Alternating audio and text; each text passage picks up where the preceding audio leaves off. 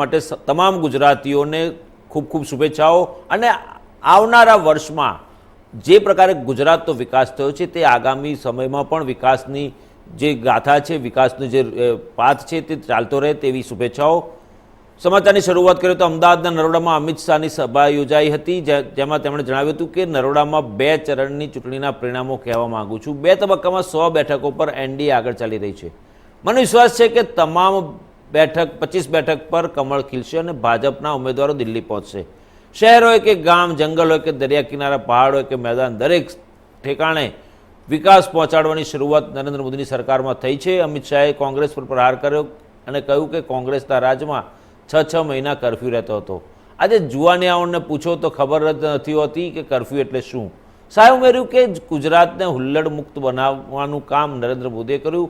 Bomb ધડાકા કરનારાઓ અને દેશ વિરોધી તત્વોને શોધીને જેલમાં નાખવાનું કામ નરેન્દ્ર મોદીની સરકારમાં થયું અને દેશની સીમાઓને સુરક્ષિત કરવામાં આવી.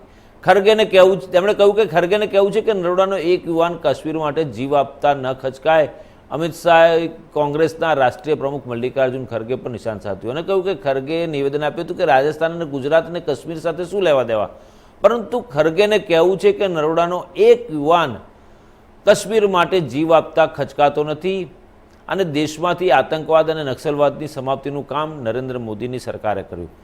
આજે જ છત્તીસગઢમાં 9 નક્સલવાદીઓના મોતને ઘાટ ઉતારવામાં આવ્યા. હવે સરકાર બનશે તો દેશમાંથી નક્સલવાદ હટાવીને જ રહીશું.